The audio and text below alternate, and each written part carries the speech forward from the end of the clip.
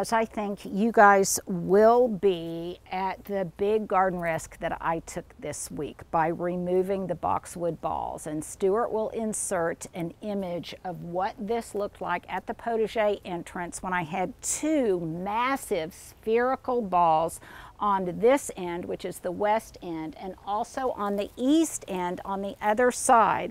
But they had grown so large that, number one, they were impeding access into this little path that goes into the potager.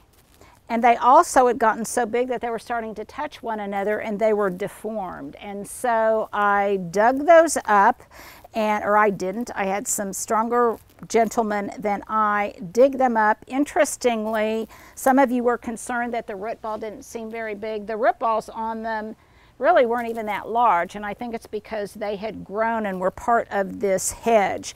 I also took this risk for a number of different reasons. A lot of you were concerned that I didn't do it in the fall. Well, here was my thinking.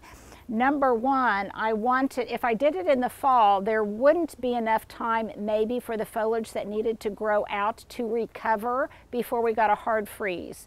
Secondly, I know I've grown this section of my garden for 30 years. And this is where I would say you guys really channel your own intuition, just like you know your own body, you know your own kids' bodies and what their predilections are. I know that about this garden, so I felt it was a risk worth taking, and I was just ready to do it. And sometimes you have to strike while the iron is hot, and I was ready to do it. I was ready for a change, and I thought if I procrastinated on it that I would lose my mojo. And I'm so glad I went ahead and did it. Even if the ones that I transplanted don't make it, I don't regret it. It needed to be done. So I'm very happy that I did it, and I'm also very pleased.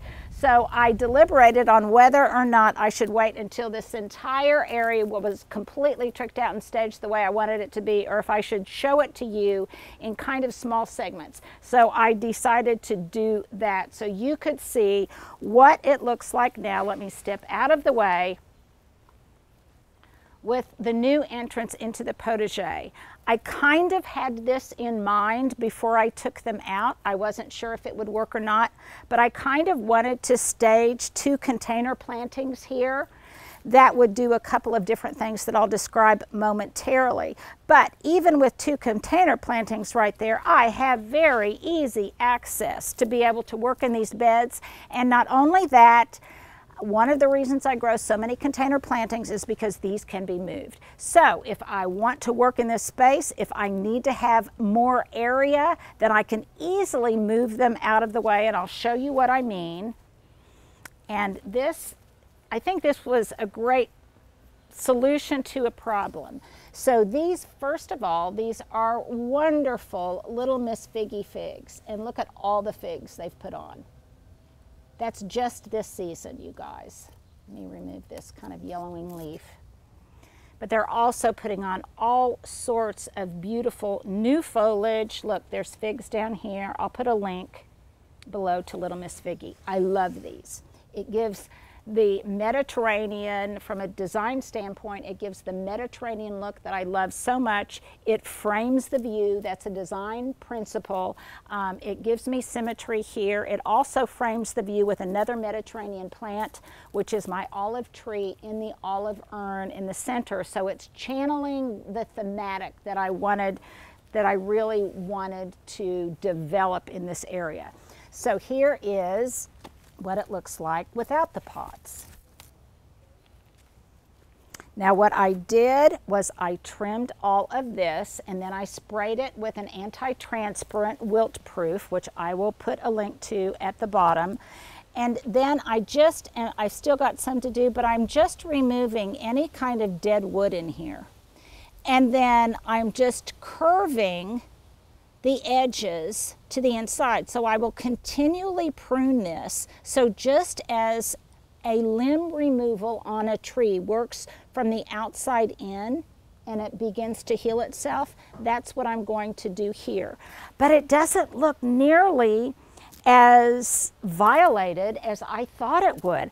And actually, I kind of like that patterning. I think it's kind of neat and kind of interesting. Stuart, do you think that's kind of, I don't know, it's got a very interesting textural vibe to it. So if I don't want to have the pot there, I don't have to, and I don't think it looks terrible, but easily I can obscure it and also provide a bit of shade to any emerging growth that might be a little bit heat stressed once this starts coming out. Something else I did, I put a little platform here on both sides. So I've talked a lot, and I've still got some grooming to do here. I talk a little bit about having a landing and a launch pad when you're going into a space or coming out of a space. So I just applied that, my little kind of throw rug here, to the ingress into the potager. So I put down some stones and some brick, and you'll see that I've still got some voids in here. And probably what I will do is I will tuck in so that this dirt doesn't keep washing away. I will tuck in judiciously some little tufts of monkey grass in here so that, again, it doesn't look like it screams, oh, you just made a change. It will look very natural. It will look like it's been here forever, and I will have immediate and easy access into this area. Now, something else that it revealed when I kind of cleaned this space out is a tip for economic gardening, and that is, look, I found 2 tomato volunteers back here. I seldom have to buy tomato plants because even with the Arctic blast that we had, they always volunteer, and in my garden they tend to produce more prolifically actually in the fall and in the late summer than they do in the heat of summer. So I will transplant those into another location, maybe put one right here, maybe remove that Swiss chard, and I will rethink this area. I will also, and I have started this process. You can see some of it here. I've been cleaning out my compost pile, which is another video, but I am top dressing this entire area with lots of that beautiful, rich compost. This stuff is black gold. I'm so proud. So I've got lots of it. And once I get this entire section pruned, then I will definitely top dress the entire area in that beautiful compost. Now, Stuart, if we can, let's navigate to the other side. And don't worry, you guys, I am going to tell you where I replanted and transplanted these boxwood balls. So you see in here, this is all kind of a mess, but I promise you within the next week it will get tricked out. And you can see where the 2 that weren't nearly as large were removed from this side. And I haven't done anything here in the way of my landing and launch pad here, but I will do that in this same spot. All of this will get top dressed with beautiful compost, and I think it will be really beautiful. Even looking, Stuart, if you don't mind coming over here so viewers can see what I'm seeing. If even from this vantage point, you can see it really doesn't look that truncated, or it doesn't look that damaged or like I've made a massive change. It just looks more open. And I love the textural contrast of having those fig trees in place. So once this is all completely done, and in the evening when the light is at its very best, Stuart and I will come and we're going to do an entire potager reveal on what everything looks like when it's really, really beautiful. Right now I'm kind of busy getting that book turned in, but I think it looks good. I want to know, so here's my question of the day, buried deep on the inside of this video. Sorry I didn't say it from the outset. Tell me what you think. I'm really pleased with it. It was a risk versus reward. Just like when you invest, you have to assess your tolerance for risk. And my tolerance for risk with this process and this project was really very high. In other words, I was willing to suck it up if those transplanted boxwoods die or if I lose them. But I don't think they will. They are already looking much better where they are, and where they have been relocated is in an area that is far less brutal. It's in a bit of shade, and I gave them lots of wonderful compost where I transplanted them. So now let's quickly go over to their new locations.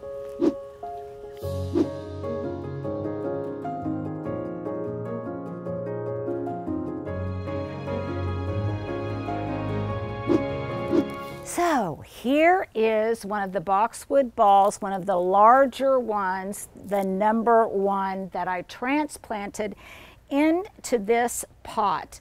And it may look as if it's a little bit too big for this pot, but I promise you the root ball was just the right size, and I like the look of a really massive boxwood ball on top of a gorgeous planter like this. So Stuart, I'm going to go back behind you, and I'm going to move.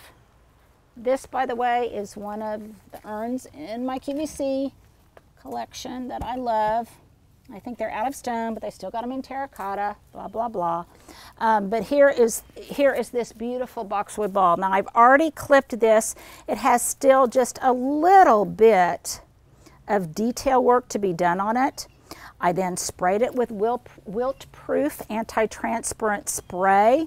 I gave it a good top dressing of compost and some of my beloved gravel. And look, what I did was I pruned it up, and what a treat. Look at what it exposed. I've got a couple of stubs that I still need to remove, but look at how gorgeous that is. So this is the type of thing that I clipped out. And so I removed all of that twigginess, which made it look much less deformed on the bottom, exposed this gorgeous trunk to make it look more like a topiary. I put the best facade to the front. When I go on vacation, I will torque it and put the ugly side towards the front so it gets more sun. And Stuart, if you will show over on this side, you can see this is where it was growing into the interior, almost touching its companion boxwood sphere. And then on the other side, Stuart, if you want to come around to the other side, I'll switch places with you. You can see this is where it was growing up against the hedge. So I will do the same thing. I'll continue to prune it in this way and down, and before you know it, this will be filled in addition to some new growth that will probably surface and erupt on these existing canes. I've got a little bit more twigginess to remove, but I don't really care because you can't see it on this side. You can't even see it from that side because the greenery and the things that are in the background hide it. So I will continue to really give it additional watering, more TLC every day, because as it's trying to get established, I will make sure to clip on it fairly frequently so it will put its energy into producing more root growth, not so much supporting top growth, foliar top growth. So I will continue to do that. I love the structural form that it has, and actually I lost a large boxwood ball, almost that large, right in the ground behind it in the Arctic freeze. So this basically kind of replicates that, but at an elevated height. And I really, really like that. So again, I'll give this some extra TLC while it gets established. It is in more shade, it is more protected, and so I really think it's going to be successful. If it gets a little bit of sun scorch on it, then I will prune that off, and I think it will be just fine. If it's not, it was a risk I was worth taking. Now let's move on to the next three. Here is my number 2 large ball. This was the sister to the one we just saw in the pot. I wanted an evergreen grounding element in front of all of these hydrangeas. I especially wanted it for winter interest, because before I just had all of these dead stems and then it just looked kind of messy and unkempt in front of it. But I love the fact that I'll have an evergreen right here. I love the contrast of this sphere spherical geometric architectural form against the blousiness and large leaves of these hydrangeas. I also love the contrast between this glossy foliage and this matte foliage. So I've not given this a gentle prune yet. I will, but I did spray it with wilt-proof anti-transparent. I'm giving it a big dose of compost mulch. I'm keeping it regularly watered. I'll keep an eye on it, but you'll notice this over here also is in part sun, part shade, so I think it will be able to acclimate and be successful in this location. So that is number 2. Let's move on to number 3. Okay, here is number 3. This is a transplant from the east end of the potager. It's a little bit smaller, and you can see that it doesn't have a bad side because these two didn't grow into one another. So it's still got a really tight form. I have yet to do any pruning on this, but it's also in a part shade, part sun location. I've got some salvage rainwater right here that I continually give it to make sure that it gets its root zone established, that its root ball settles in, and I think it will be fine. Again, it's not in a searing exposure, and I really think it will be successful here. I once again love the tension between the matte foliage of this Little Henry Sweet Spire and this glossy boxwood foliage. And once I clean up this area, I will also give you a reveal. These are the projects I just can't wait to tackle, and they are on my list in the next week. These are going to be fun things, just the kind of garden work that I like to do. Now let's move to the front, my 4th and final transplant of boxwood balls.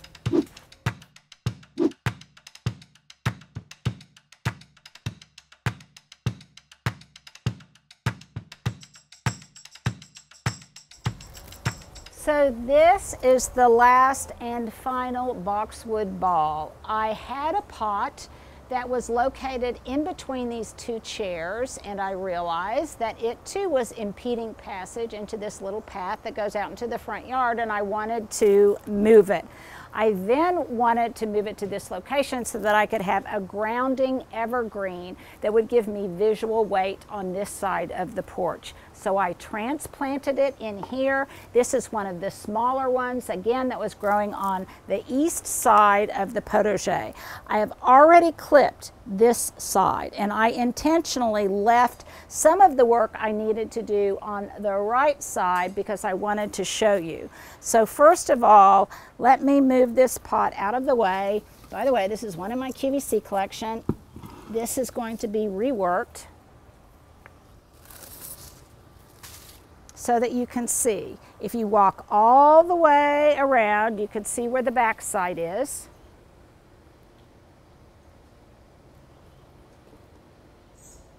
That's the bad side. And then this is what I want to show you, because I think sometimes this is probably undiscussed. It's way too undiscussed in the formation of a boxwood sphere. So Stuart, if you'll trade places for me, and I apologize the light isn't great, but this is what I kind of want to show you as both of our joints creak as we get down to this lower level. Okay, I removed a lot of the twigginess so that I was also able to expose this beautiful branching. Now, a lot of that twigginess was below, and it had some foliage on it. So if you'll note that at the top, here's where the ball begins, and this is where I want it to end.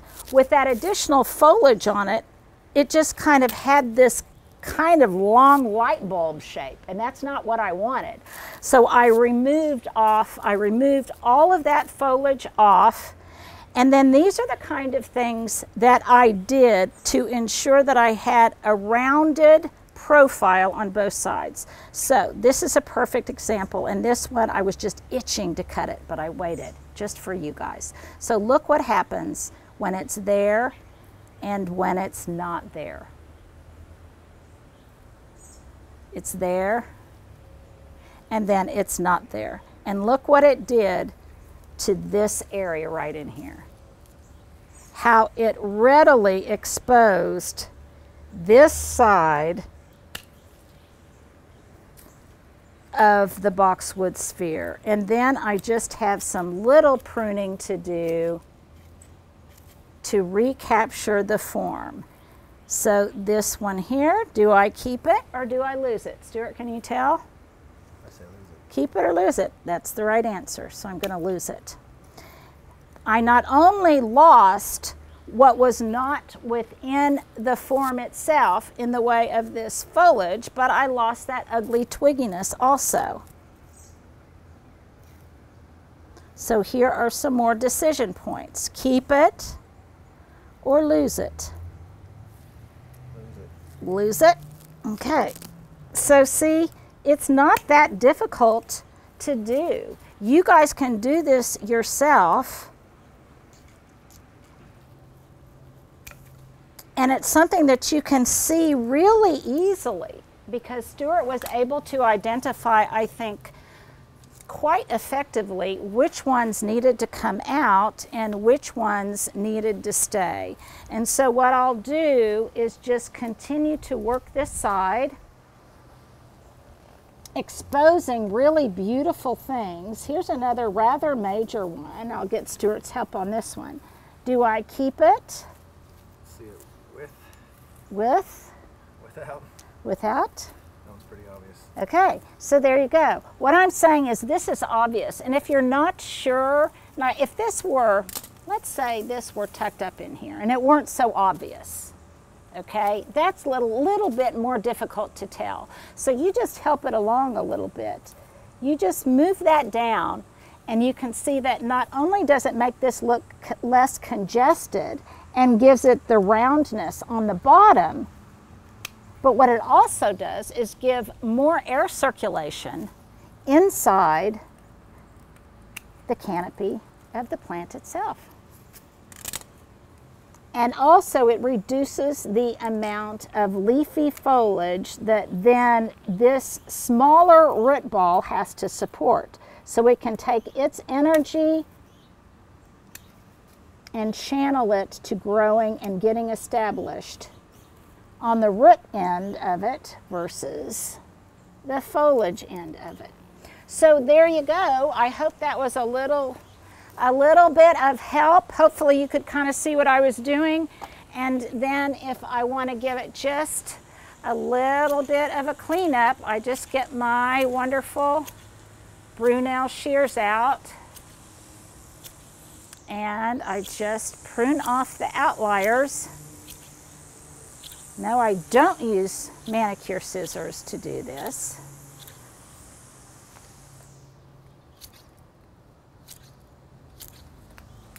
And I just continually step back and see if what I'm doing is what I want to do to get a perfect ball. So there are just some little tips and tricks. And when this front porch, which also, all of this chaos I'm showing you looks probably pretty intimidating and like it's a lot of work, but I promise you it's really not. And once I have a few hours, I'll be able to knock this stuff out in short order to show you next week. And hopefully you guys, by next week, I will not only have this done, but I will have my book manuscript turned in, which is due on Tuesday. Thank you again. So many of you guys have pre-ordered it. Who knew? And that's just a testament to how lovely you are and how much of a support you are to me. So thank you so much. I'll put a link below to the things that I talked about, and I hope you'll agree with me that this was a gardening risk worth taking. Okay, Fashion Ensemble alert. If you don't want this information, turn off your screen right now. If you do, here's my ensemble today. These fun 60s vibe earrings. I've really been channeling the 60s this summer. I'm not sure why. These came from Burlington Coat Factory several years ago, but I've seen similar ones online, and if I can find some, I will definitely put a link below. I love the look of just a real simple outfit, but with some statement earrings, and I absolutely love Pull your it. hair back so we can see him. Oh, sorry, Stuart's telling me to pull my hair back so we can see him. Don't turn your head. Okay, now can you see him? Yeah, you're good. Okay, thank you, Stuart. You guys, thanks, Stuart, for that. Okay, my t-shirt is Universal Thread, and I think, doesn't Universal Thread, Carrie, does Universal Thread come from Target? Yes. Yeah, okay, Universal Thread from Target. It was just an inexpensive tee. I think it was on sale. These are the same J. Crew matchstick 3/4 length breeches that I had on the other day, and these are my favorite sandals of summer. I've showed them before. I'm going to show them again because I just keep wearing them. And the other thing that I like about them, you guys, they're any day. These are also from Target. I'll try to put a link below. But I have worn these while I'm watering. I've worn them in muck, and they just hose down, so they're waterproof, and that's why I especially like them. I have on my bracelet, my mosquito bracelet. What was the name of these, Stuart? I'm sorry, we're not very prepared today, but I will put a link below. And then this is the same earring or ring. Gosh, I've done too much video today, you guys. Ring that I got at Banana Republic years ago. So there's my ensemble du jour, and there's a nice breeze. You guys have a great Sunday.